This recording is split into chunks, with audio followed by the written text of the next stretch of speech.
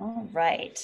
So, well, guys, today I'm going to be discussing common period problems and concerns that people have. Got a whole presentation. We're going to go into the science behind it. But before I get started, does anybody have any questions?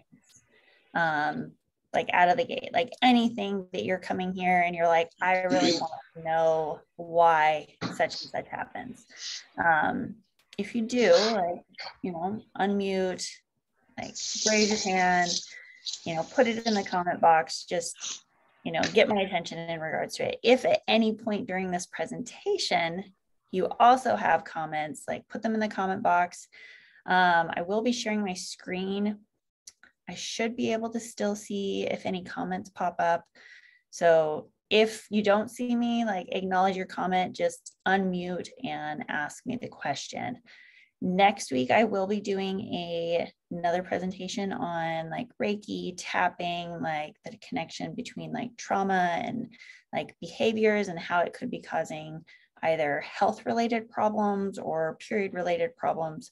So that's going to be next week's presentation. That will probably be Thursday afternoon, and that will be with Derek. Yeah, I mean, just kind of a little background. I see some new faces on here, and I'm sure there will be some new people that listen to this. So as far as like if you listen to previous presentations that I've done, I've kind of gone into a little bit of my history in regards to like my interest in performance and how I put together the knowledge in regards to that aspect of my program.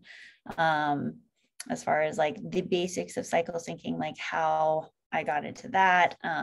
Just so you know, I have my level 1 nutrition coaching certification, level 2 hormone mindset specialist. I've had numerous mentorship coaches from Lori King to Travis Zipper, Sam Miller, and I've been a personal trainer for well over 10 years now. As far as how I got into hormone specialty or specialization in regards to cycle syncing and women's hormones, a lot of that came from my own personal experience. I didn't have a period for probably 15 years.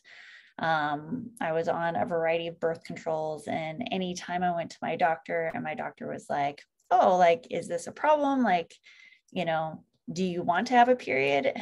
As with, I'm sure all women, no woman is like, yes, I would like to bleed every month. So, basically my doctor was like, well, if you don't have a problem with it, I don't have a problem with it. So I didn't really know what I was missing until I, like, fast forward, I won't go into the details about the hot mess of like under eating, over exercising, like binging, purging, like excessive exercise, like hot mess. Like that's, I will leave it at that. I've discussed it in previous things, so I won't burden you guys with all of that. But basically, I was working out all the time. I wasn't eating enough. I had that rest when you're dead mentality. Like the more exercise I do, the faster I'll get to my goal. And my body was in a terrible place.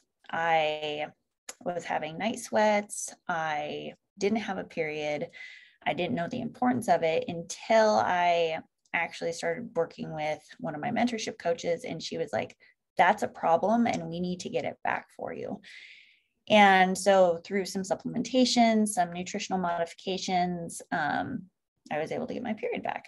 And it was after I got my period back that I started noticing changes and increases in strength and decreases in strength and increases in motivation and decreases in motivation and increases in certain cravings and then decreasing, cravings and mood. And basically, with my knowledge of nutrition coaching, I was like, there's something here. Like, I need to figure out why these are happening and what that means for my cycle and how I can essentially like optimize my cycle and harness these superpowers. Because as women, we're trained to believe that somehow our period and our cycle is a burden or a curse that we've been born with and poor us. And, we're just going to have these terrible periods and, feel like garbage. And that doesn't have to be the case. So anyways, today I'm going to talk about common period problems and what the actual reason behind those symptoms are, so that you can go out there and essentially take that part of your month back. If it's giving you any sort of issues, if you find that you're lacking willpower, if cravings are out of hand, if bloating is extreme, I'm going to talk about the things that are actually going on in your body and what you can do to not make that a problem. So I'm going to go ahead and screen share. I've got a whole presentation for you guys. Feel free to take notes. You will find a lot of this information very valuable. This is recorded, so make sure to request the recording, and yeah, I'll get that to you guys.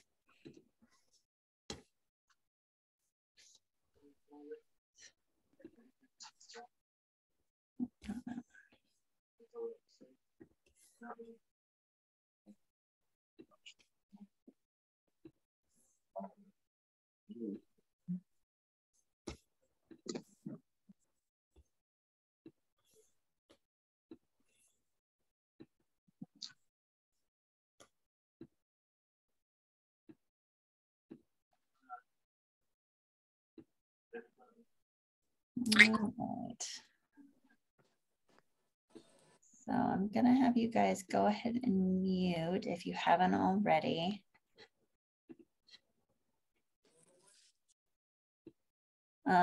As I said, if at any point any questions come up, please go ahead and put them in the chat box.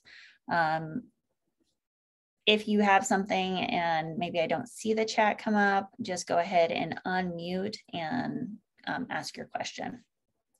All right. So here we are, the cycle connection solution to period problems. The what, the why, the how of your period problems.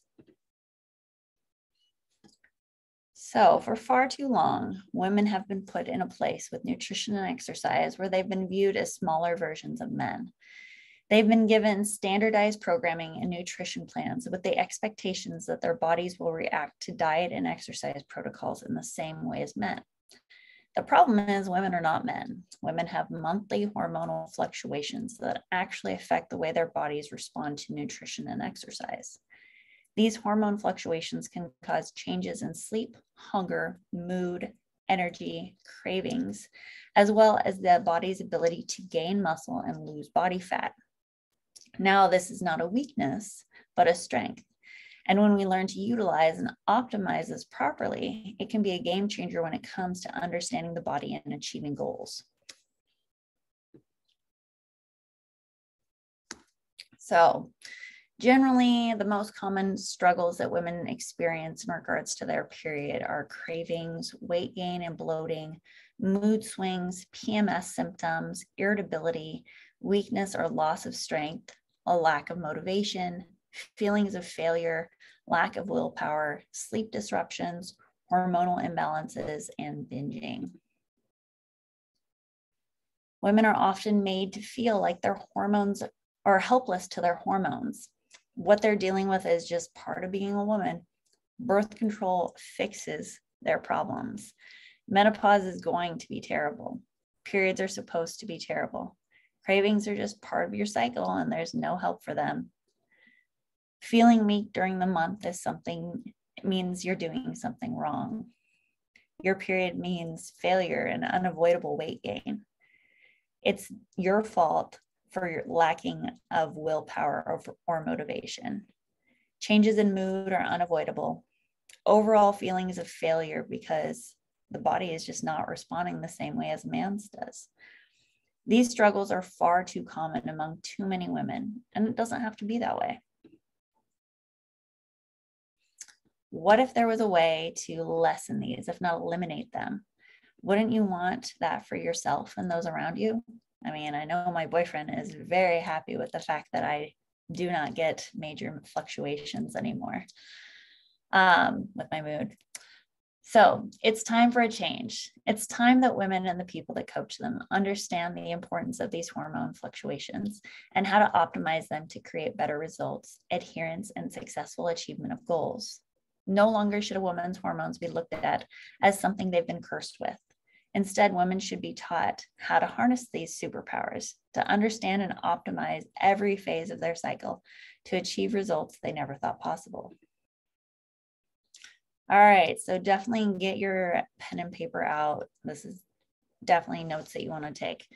So first of all, I want to just take a moment to understand this graph.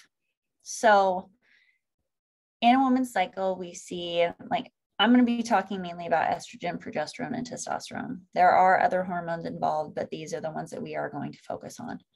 So during the follicular phase, so remember that as the first phase. So that's going to be day 1 through 14. Then ovulation occurs at about day 14. And then the luteal phase is day 15 through 28. So as you can see on this graph, estrogen rises. So right here at the beginning of the graph, when all hormones are at their lowest, that's when a woman's period is. Then she sees a rise in estrogen. It peaks at ovulation and then drops off and has a lesser rise during the luteal phase. At ovulation, we see progesterone begin to rise. So progesterone is the star hormone for the luteal phase. Progesterone peaks about mid-luteal phase and then it drops off. Then we've got testosterone. Women produce testosterone in the ovaries for basically increasing sex drive. So the body's goal is to get pregnant. That might not be our goal, but the body's goal is to increase libido around ovulation because that is when the egg is released. So the body's goal is to utilize that egg and potentially get pregnant. So that bump in testosterone will increase the likelihood of that happening. Then we see testosterone levels return to normal thereafter. So we can look at it as 2 phases in the cycle. So the follicular phase is day 1 through 14, first day being a period blood flow. So if you have spotting prior to your period actually starting, that is not considered day 1. Day 1 of your period is your actual day 1 of your period bleed. So first day of your period until ovulation is considered the follicular phase. Estrogen begins to rise and peaks at ovulation.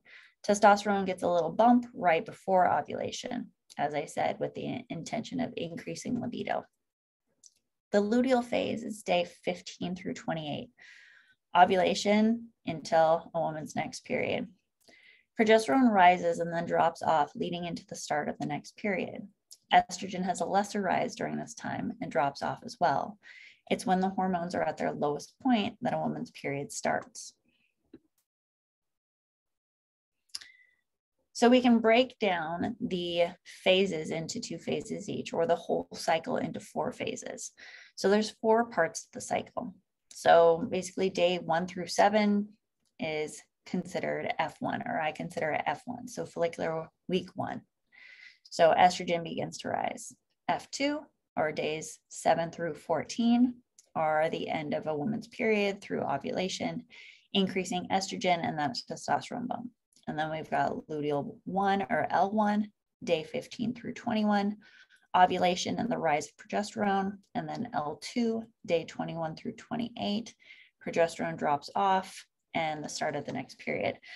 So just these are kind of approximate days. They're not like day 7, like day 14. These things definitely happen. For the most part, day 14 is when we see ovulation. But, you know, as far as like when progesterone drops off, that could be day 20. It could be day 23. A ovulatory cycle is considered a cycle that is more than 21 days and less than 42 days.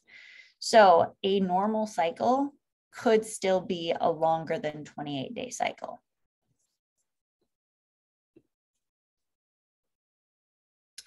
So let's kind of dive in a little bit more to each of these phases. So F1, so day 1 through 7. So this is when the period starts.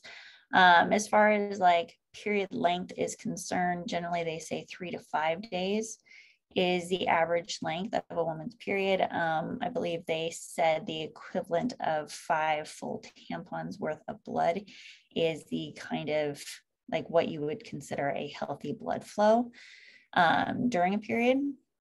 So as far as like this is concerned, during that first week, we see estrogen on the rise. So there's the potential for rollover inflammation, causing feelings of bloating and lack of motivation at the start of a woman's period. So I will talk more about the progesterone drop off, but when progesterone does drop off, it triggers an inflammatory response in the body. It triggers a change in sodium set point, so that can cause additional water retention. Depending on the health of a woman's body, she may see some additional rollover inflammation during her period, which can lead to more bloating and PMS symptoms and lack of motivation. So energy will start to rise after a woman's period. Depending on how someone is, like for me, I know, like I can almost know based off of an increase in energy that my period is going to start. Like that's the place that I've gotten my period to. Now I was at a point once where like day one of my period would kind of knock me down a little bit. But for the most part, day one of my period, and I'm like, wow, I slept well last night. I have better energy. Like I feel everything start to come back. That's not the case for everyone. And sometimes it takes a little bit to get there. But it is possible. So energy starts to rise. You'll probably feel a little bit more outgoing, more productive and motivated. Serotonin and dopamine will begin to increase. Blood sugars become more stable. So there's less hunger and cravings, improved recovery during this time, higher immune system response, better ability to manage cortisol during this time. Strength abilities begin to increase. So estrogen is great. Like as estrogen increases, it causes a higher release of serotonin and dopamine. It causes blood sugars to be more stable, which leads to less hunger, less cravings, and an improved recovery. During the follicular phase, a woman's body basically turns resources outward versus during the luteal phase, resources are turned inward. Immune system is actually downregulated, and we'll get there to decrease the potential of the body attacking a newly fertilized egg. So during the second week of the follicular phase, things that we should be aware of. So this is going to be the end of a woman's period to ovulation. So estrogen is on the rise at this point, and we see that bump of testosterone occur. So estrogen is on the rise, estrogen peaks at ovulation, testosterone gets that little bump right before ovulation, which is great for strength. This is the most competitive week of the month. Someone will feel the strongest during this week. Someone will be more outgoing, probably feel more productive, more motivated. Serotonin and dopamine are continuing to be on the rise. Blood sugars are stable, less hunger, cravings. That's the best recovery week and the strongest time of the month. Another thing, because of the higher amounts of estrogen, women will actually have a little bit more laxivity in their joints. So those higher levels of estrogen will increase joint laxivity. This can be great from a performance or a lifting standpoint. Someone will probably notice, like if they're doing Olympic lifts, they feel a little bit snappier. If they're doing squats or things that require kind of more of a hip crease or an explosive movement, they'll probably feel better or faster during this week in regards to those. During the first week of the luteal phase, so this is our transition, so ovulation has occurred. This kicks off the rise of progesterone. So a woman will feel a little more empathetic and chill during this week. So this is kicked off by ovulation. If someone is tracking their basal body temperature, they will see an increase in basal body temperature at ovulation. Rises or basically ovulation causes the rise in progesterone to occur. So basically the egg that the follicle that the egg is released from When the egg is released is called the corpus luteum. So the breakdown of the corpus luteum is what causes the release of progesterone. So without ovulation, a woman does not receive progesterone. That's important to know if you are on birth control. Progesterone has a calming effect on the brain and helps us keep calm and chill during this time. When ovulation occurs, we see a slight rise in basal body temperature until our next period starts. Progesterone has an effect on resting heart rate and respiratory rate. The body's priorities turn inwards towards the potential of carrying a child. Immune system will downregulate to keep the body from attacking a potentially newly fertilized egg. Recovery is not your body's priority during this time. Progesterone has an effect on serotonin, dopamine, and blood sugar regulation. The body's preferred fuel sources shift during this time. Training adjustments should be followed. Decreased estrogen and increases in progesterone basically means that the body doesn't handle cortisol as well during this time. This is essentially a preparation week for the next week when progesterone drops off, triggering an inflammatory response. By managing stress and inflammation during this time, we will decrease PMS symptoms in the next week. So day 21 through 28. So things to be aware of. So this is when progesterone drops off. I generally will recommend if someone has a question in regards to their progesterone levels and they are getting any sort of lab work done, I will generally recommend they try and get that lab work done around day 21 if they have concerns about progesterone levels. So basically, this will be a time when progesterone drops off, and that will drop off leading into the next period. So things to be aware of during this week. So this is the week, assuming no pregnancy, progesterone drops off. This drop off in progesterone triggers an inflammatory response. It causes a change in sodium set point and water retention to occur. This change in water distribution changes plasma volume, which can affect how much oxygen is brought into the muscles.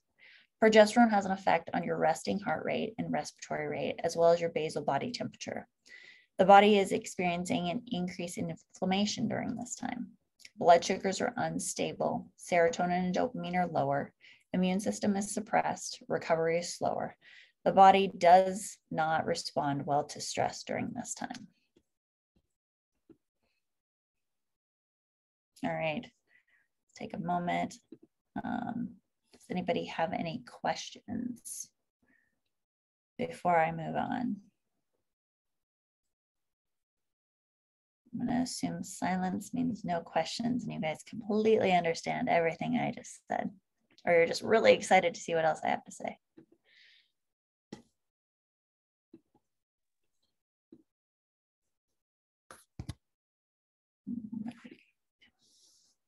All right, so we will continue.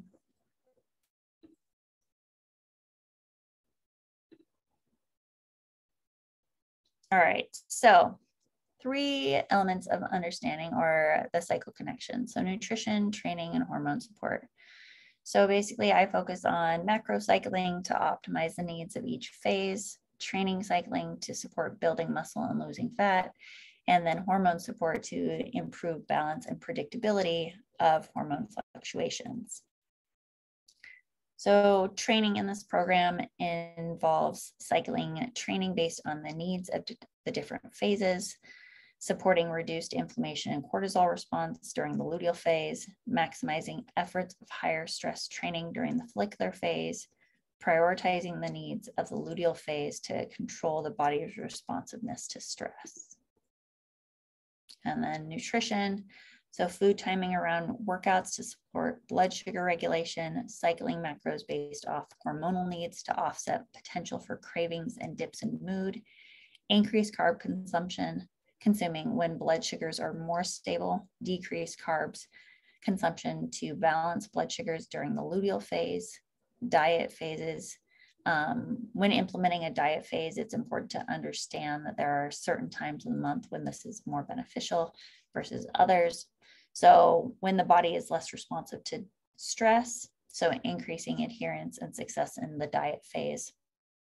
Decreased or no deficit during times when the body is overly responsive to stress. So hormone support. So I focus on restoration and increasing predictability of hormone fluctuations. So gently nudging the body's hormones in the desired direction to create pain-free periods, decrease occurrence of common PMS symptoms like moodiness, cravings, cramping, irregular and heavy periods. All right, so with that out of the way, let's talk about the key elements in hormones to understand when it comes to the cycle connection. So estrogen and progesterone, testosterone, we've touched on those, but I'm going to go a little bit further into the importance of them. And then serotonin, dopamine, and blood sugar regulation and how that's affected by the different hormones. And then cortisol and inflammation and why that's important for us to understand as well. All right, so let's understand kind of the importance of estrogen, because a lot of people hear about estrogen dominance, but I will say this, as with anything, like having the right amount of anything is the winning ticket. Like estrogen can be too high and that can be a problem. Estrogen can be too low and that can be a problem. Same for progesterone, testosterone, dopamine, serotonin, like everything has its sweet spot. And when it's out of balance, that's where the problems occur. So estrogen. Estrogen is produced primarily in the ovaries. And it helps develop and maintain both the reproductive system and female characteristics like breasts and hips. It helps control the menstrual cycle. It helps keep cholesterol in check, protects bone health, contributes to cognitive health. It's produced in fat cells.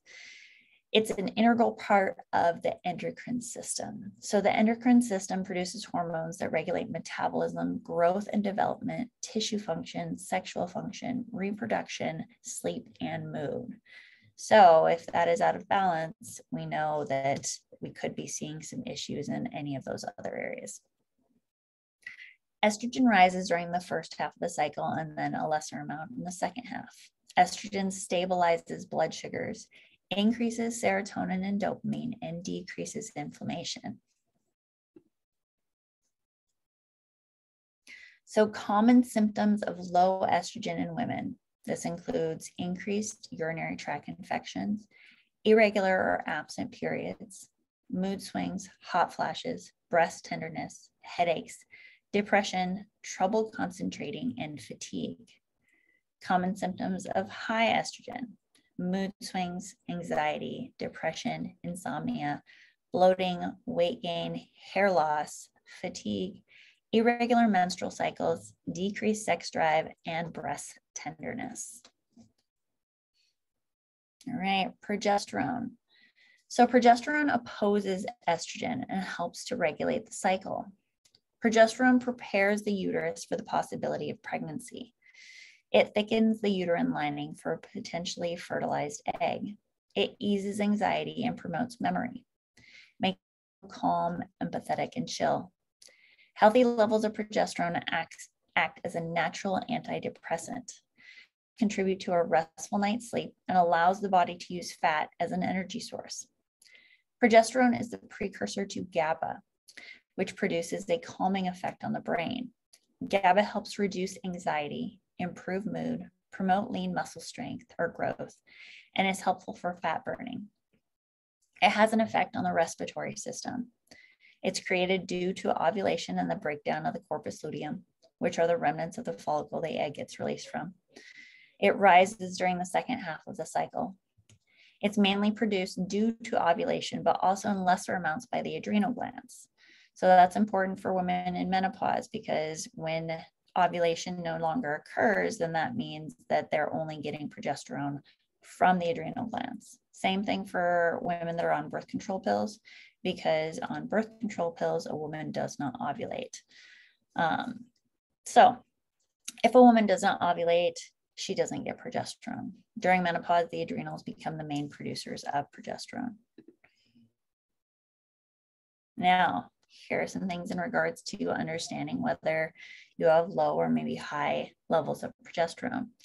So signs of low progesterone: breast tenderness, endometriosis, fibroids, or cysts, infertility issues, irregular cycles, extreme PMS symptoms, facial hair growth or hair loss, holding water or being extremely bloated, feeling stressed, nervous, or anxious, craving sugar regularly, depression, irritability, weight gain, hot flashes, PMS symptoms, menstrual cramps, spotting between cycles, heavy periods, insomnia, some more. So abdominal pain, headaches or migraines, pain and inflammation, low body temperature, hypothyroidism, and low sex drive. So signs of high progesterone, anxiety, bloating, depression, reduced sex drive, weight fluctuations, fatigued, breast swelling, and or tenderness. All right, so testosterone. So women have testosterone as well as men. So testosterone is a male sex hormone that is produced in small amounts by a woman's ovaries. In combination with estrogen, it helps a woman's reproductive tissue, bone density, and muscle strength. Testosterone is most often associated with sex drive. Right before ovulation, a woman experiences a slight bump in testosterone from the ovaries, which increases sex drive and the likelihood of the fertilization of an egg. Testosterone in combination with estrogen creates a great environment for muscle growth and a higher level of competitiveness. So ways that we can support testosterone. Testosterone generally gets a slight boost during and after workouts. So using strength training and HIIT is a great way to boost testosterone and help to increase muscle mass. Aerobics or prolonged periods of moderate exercise have not been shown to increase testosterone levels and have actually been shown to have a negative effect on them. To ensure the most bang for your buck, use short rest intervals, lift heavy weights rather than doing a lot of reps at a light weight, and use compound exercises that recruit more muscles. So signs in a woman that her testosterone might be low. So sluggishness, muscle weakness, fatigue, sleep disruptions, reduced sex drive, weight gain, and fertility issues. Signs of high testosterone in women: acne, deep voice, excessive hair on face and body, increased muscle mass, irregular periods, mood changes, and loss of libido. All right, so let's talk about how we can support our hormones. So it's important to embrace a healing and supportive mindset when it comes to hormones. It is possible to improve your hormones at any age. As we get older, hormonal problems can have a significant impact on our bodies. If we consider that hormones regulate our body weight, metabolism, growth and development, sexual function, reproduction, sleep, body temperature, and emotions, and even what we want to eat and how we digest our food, it makes sense that we would want to support keeping them healthy always and forever. So as a coach, I work to understand the messages that someone's body is telling us. Generally, the symptoms that we see are giving us messages as to what the root of the problem. The symptom is not the problem. The symptom is the message. So if you are dealing with any sort of hormonal imbalance, that symptom that you're experiencing is the message your body is giving you that there is some other root problem going on. Generally, it is tied to maybe nutrition, like what your nutrient intake looks like, what your activity, sleep, lifestyle, habits, behavior. There is generally a root cause to why a symptom is presenting itself. So as a coach, I work to understand what messages your body is telling you and how we can support creating health in your body. I'm not a doctor, and this is not about supplementation or medication. It's important to understand why something may be happening so we can address the root of the problem and support the healing process. So ways that you can support your hormones. So eat a diet that supports your hormones and the nutrients your body needs to thrive. Maintain a healthy weight, exercise regularly, eat healthy fats, reduce or eliminate alcohol, sleep. Sleep is so important and so it's underestimated how much, sleep so much. It's underutilized, and reduce stress. So things that negatively affect your hormones are obesity and insulin resistance, too much exercise, not enough healthy fats. By the way, dietary fats do not make you fat. Dietary fats are different than body fat. Alcohol consumption, it raises sugar. So when you consume alcohol, it actually raises blood sugar, which will elevate your insulin levels. Chronic stress, which elevates cortisol and will reduce testosterone. All right. So I talked about estrogen and progesterone and their effects on serotonin and dopamine, and blood sugar stability. So next I'm going to go into understanding serotonin and dopamine and how they might be what's causing you to have the various cravings that you do and what to do to support them so that you don't have those cravings anymore. So serotonin is a neurotransmitter or a chemical messenger that's involved in the many processes throughout the body, from regulating mood to promoting smooth digestion. Serotonin is primarily produced by the gut. I believe it's somewhere between 80 to 90% of your serotonin is actually produced within the gut. It regulates your mood, sleep, appetite, eating, digestion, learning ability, and memory. Key hormones that stabilize our mood, feelings. It is a key hormone that stabilizes our mood, feelings of well-being, and happiness. It has an impact on the entire body. It enables brain cells and other nervous system cells to communicate with each other, helps promote positive feelings and social behavior. Estrogen increases serotonin during the follicular phase. Progesterone causes a decrease in serotonin during the luteal phase. And I'll talk about the foods that our body craves that actually cause us to release serotonin. So that's kind of a little indicator of what is to come in regards to understanding why you might be craving certain things.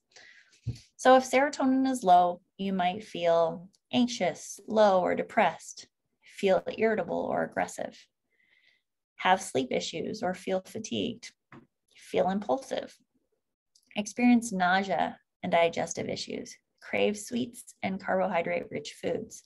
So anybody experience any of these feelings during that week before their period?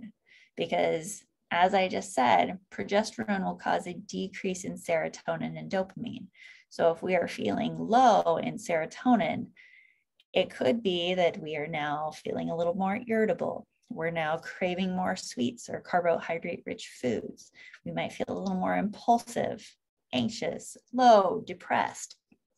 So one of the reasons that we see those mood disruptions like cravings start to occur is because of that drop-off in serotonin. Now, ways that we can support serotonin. So you cannot directly get serotonin from food, but you can get tryptophan, an amino acid that converts to serotonin in your brain. Tryptophan is found primarily in high protein foods, including turkey and salmon. Exercising triggers the release of tryptophan into your blood. Spending time in the sunshine appears to help increase serotonin levels as well. 5-HTP can easily enter the brain and produce serotonin. Probiotics support gut health, which can support the production of serotonin in the gut. So eating probiotic-rich foods such as yogurt and fermented foods such as kimchi or sauerkraut can be helpful in that process. Self-care like massage therapy helps increase serotonin and dopamine. It also helps to decrease cortisol. All right, so now let's talk about dopamine. This is the other hormone that is, or chemical messenger that is affected when progesterone drops off. So dopamine is a chemical messenger that regulates mood, motivation, memory, attention, and muscle movement. It plays a vital role in the brain's pleasure and reward systems.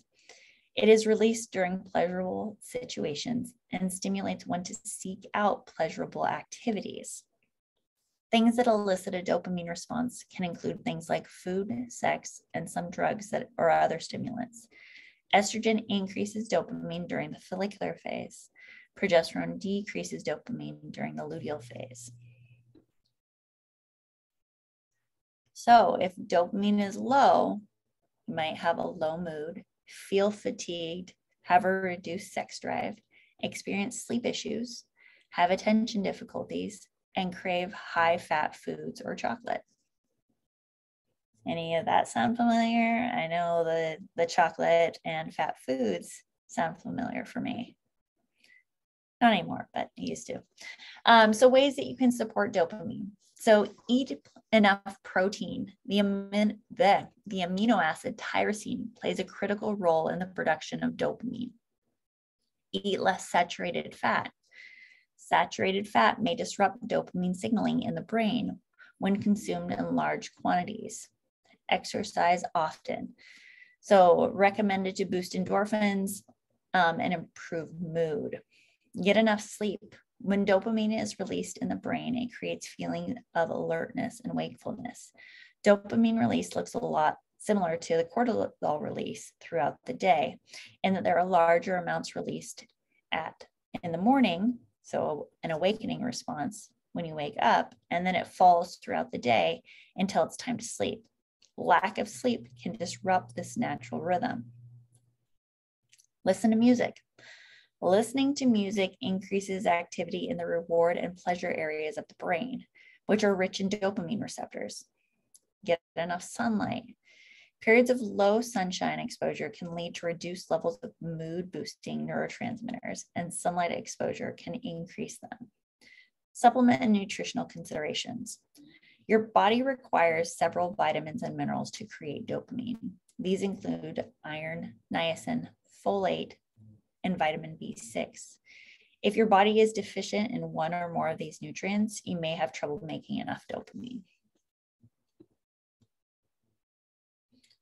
All right, so I want to talk a little bit about insulin and understanding blood sugar regulations. As I said, during the follicular phase, estrogen stabilizes blood sugars, and during the luteal phase, progesterone can cause unstable blood sugars leading into that last week.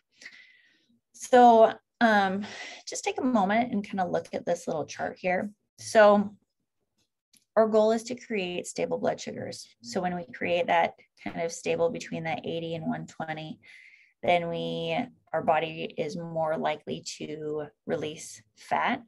It protects lean muscle mass, and that reduces cravings and causes increased energy. If anybody's ever had basically like a food coma after a meal, that could be a big drop off of blood sugar.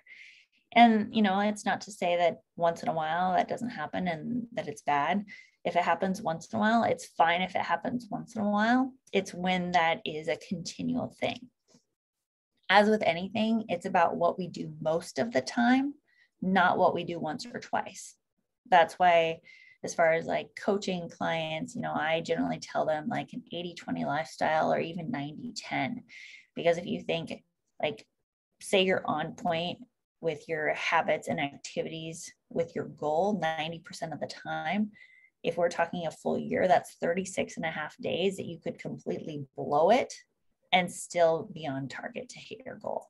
So, don't beat yourself up for one meal, one day, here and there that doesn't go right. But it's a problem when we have consistency in those higher low areas. If we have consistency in that high blood sugar range, then the body is more likely to store fat. If we're in that low place, then the body is more likely to burn muscle and hold on to fat. So this will also increase cravings. One of the reasons why we might see some of those drop-offs would be things like skipping meals, restricting calories or carbs, or exercise on an empty stomach. So let's kind of talk about insulin a little bit. So insulin is a hormone that helps the body properly utilize sugars in the form of glucose. Glucose comes from carbs, Insulin is what helps the body use carbs. Carbs are important for us. Like when I'm talking about this, I just want to make sure that everybody knows that carbs are important. And I believe it's 120 grams minimum to support your thyroid function. So blood sugar stability changes throughout the cycle. Estrogen creates better blood sugar stability. Progesterone creates unstable blood sugar levels. Blood sugar crashes can lead to low energy and cravings. So think about that, like going into the luteal phase, if blood sugars are unstable and blood sugar crashes can lead to low energy and cravings, this could also be a contributing factor as to why you're feeling cravings and lower energy during the luteal phase. Insulin's primary function is determining carb usage, but its secondary function is its involvement in how the body stores and utilizes fat. The largest factor that determines how insulin is utilized depends on the absorption rate of food. Protein, fibers, and fatty foods have a slower absorption rate than foods found higher on the glycemic index. This means they will have less of an effect on your blood sugar levels compared to those foods higher on the glycemic index.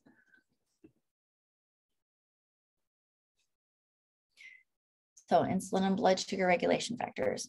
So insulin and stress. So in times of stress, blood sugar levels rise to mobilize energy for the fight or flight response. This can cause increases in insulin levels, and under chronic situations, improper insulin usage or insulin resistance. Exercise and insulin levels. All forms of exercise and movement can improve insulin sensitivity and the body's ability to manage blood sugars. Alcohol and insulin. Alcohol raises blood sugar levels and keeps insulin active in the bloodstream longer. Improper sleep and insulin levels. Just one night of poor sleep can cause a slight increase in insulin resistance. Undersleeping can increase the stress hormone cortisol and decrease glucose tolerance. If blood sugars are elevated, it can actually disrupt the body from getting into REM sleep, which can lead to an ongoing cycle of poor sleep. My throat is drying. Give me a second. All right, so cortisol and insulin. So I know I talk negatively about cortisol, most people do, but it is not bad. So cortisol, like with everything, it's when we have too much of something that it becomes a problem. Cortisol actually helps control blood sugar levels. It regulates metabolism, reduces inflammation, aids with memory, helps regulate salt and water balance to help control blood pressure, and helps mobilize fuel sources during times of stress. Overproduction of cortisol can cause insomnia, excess belly fat, anxiety, extreme fatigue, and a whole host of other problems, including HPA axis dysfunction. The female body is more reactive to cortisol in general and doesn't tolerate it as well during the luteal phase compared to the follicular phase. The drop-off of progesterone mid-luteal phase causes an inflammatory response in the body, which means higher levels of inflammation become present. PMS symptoms can be worsened by higher levels of inflammation. Prostaglandins, which basically contract the uterus to expel a lining, when higher levels of inflammation are present, it actually increases the amount of prostaglandins that are present, which can cause worse cramps. So what can increase inflammation? So consumption of processed foods, sugars, too much training, too much cardio, not getting enough sleep, not eating, eating enough healthy fats, poor gut health, emotional stress, and insulin resistance. All right, so some special cases and considerations. So PCOS. So PCOS is polycystic ovary syndrome. So it's a hormonal disorder causing enlarged ovaries with small cysts. Women with PCOS may not ovulate and may have high levels of androgens. PCOS can cause missed or irregular periods, excessive hair growth, acne, infertility, and weight gain. Things that help PCOS are going to be balancing hormones. There's actually 4 kinds of PCOS. So insulin resistance PCOS, so that's the most common one. Post-pill PCOS, so this can occur after coming off birth control pills. So kind of like an androgen rebound effect. It's almost like a time when the body is trying to figure out how much of certain hormones it should be releasing. So there's an adjustment period, and being that the pill does deplete the body of a variety of essential nutrients for hormones, this can take a while to recover from. A lot of people will, like acne is a big thing. I know when I came off birth control, I had terrible cystic acne that occurred when I came off birth control, and so much of me just wanted to jump back on the pill because I wanted that to go away, but it didn't, and eventually sorted things out. But it was embarrassing and it was painful, and yeah. Anyways, next, adrenal PCOS, so experienced by women experiencing high levels of stress, or their bodies are reacting abnormally to stress. Inflammatory PCOS, so this is like hidden cause PCOS. So it's generally tied to chronic inflammation, which could come from anything from the environment to physiological sources.